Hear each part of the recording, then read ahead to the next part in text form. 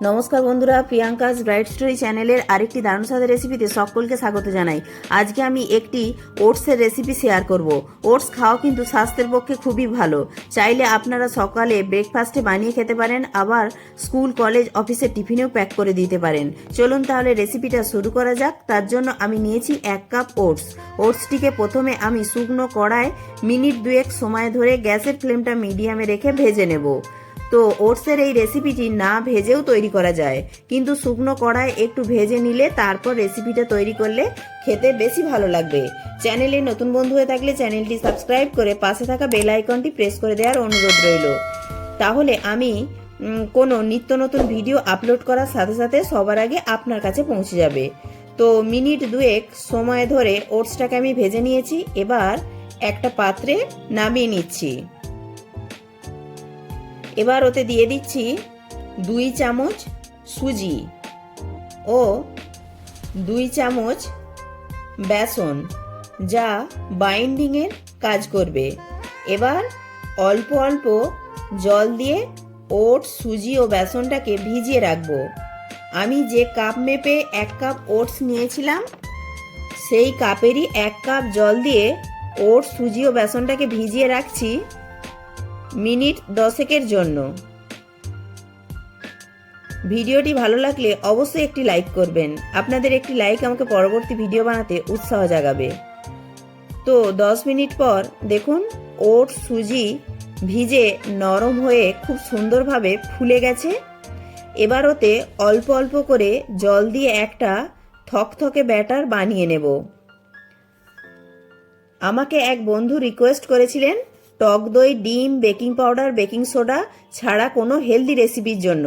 তো আজকে রেসিপিতে আমি কোনো রকম টক দই, বেকিং পাউডার, বেকিং সোডা ব্যবহার করলাম না। একদম সহজ সরলভাবে ঝটপট বানিয়ে ফেলতে পারবেন এই রকম একটি ওটসের রেসিপি আমি শেয়ার করছি। এবার ওতে দিচ্ছি কিছু সবজি।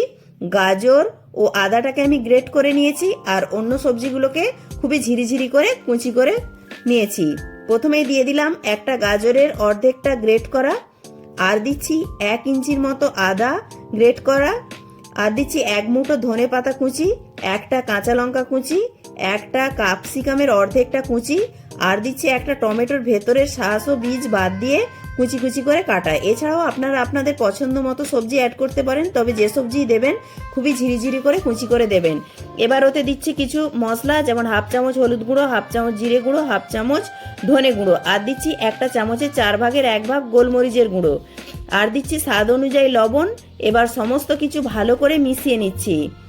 আর আজকে আমি নিরামিষভাবে বানাচ্ছি, তাই পেঁয়াজ রসুন কুচি দিলাম না। আপনারা যদি পেঁয়াজ দিতে চান তো খুবই ছোট ছোট করে কুচি করে দেবেন, খেতে ভালো লাগবে।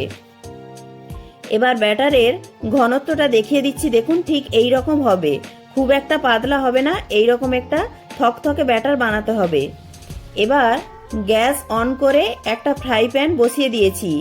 তো আমি যেহেতু বলেছি যে খুবই স্বাস্থ্যকর উপায় বানাবো, ওটসের এই রেসিপিটি শেয়ার করব, তাই আমি অলিভ অয়েল অল্প দিয়ে রেসিপিটা বানাবো। আপনারা চাইলে অল্প সাদা তেল, ঘি বা বাটার দিয়েও বানাতে পারেন। তো প্রথমে তাওয়া খুব ভালো করে গরম হয়ে গেলে তাওয়াতে অল্প একটু অলিভ অয়েল ব্রাশ করে দিলাম। এবার 1 হাতা ব্যাটার আমি তাওয়ার চারিদিকে হাতার পিছন দিকটা দিয়ে ছড়িয়ে দিচ্ছি। তো আমি মোটামুটি একটা রুটির মতো সাইজের করে তৈরি করছি। এবার গ্যাসের ফ্লেমটা মিডিয়ামে রেখে ঢাকা দিয়ে দিচ্ছি মিনিট 2 জন্য। যখন দেখবেন মিনিট 2 পরে ওপর দিকটা শুকনো হয়ে গেছে, তখন অল্প একটু অলিভ অয়েল ব্রাশ করে দিয়েছি। তারপরে অন্য পিঠটা হওয়ার জন্য উল্টিয়ে দেব। এইভাবে 2 পিঠটাকেই 2 বার ধরে উল্টে পাল্টে ভেজে নেব। তো আপনারা ব্যাটারের পরিমাণটা আরেকটু বেশি দিয়ে এর থেকে একটু বড় সাইজেরও করতে পারেন, আবার অল্প অল্প ব্যাটার দিয়ে ছোট ছোট সাইজেরও করতে পারেন। ওটস কিন্তু আমাদের স্বাস্থ্যের জন্য খুবই ভালো। 2 বার ধরে উল্টে পাল্টে ভেজে নিচ্ছি। এবার তুলে নেব। যারা ডায়েটে আছেন তারাও এই রেসিপিটা অনায়াসে খেতে পারেন।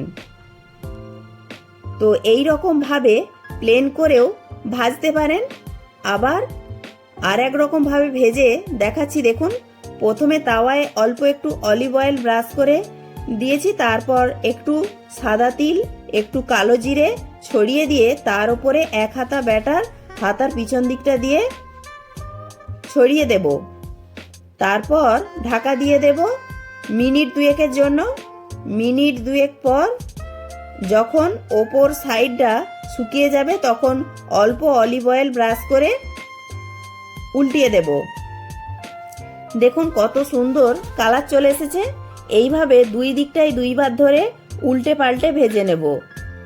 আমি আবারও বলছি, আমি স্বাস্থ্যকর উপায়ে বানাচ্ছি বলে অল্প অল্প করে অলিভ অয়েল দিয়ে বানাচ্ছি।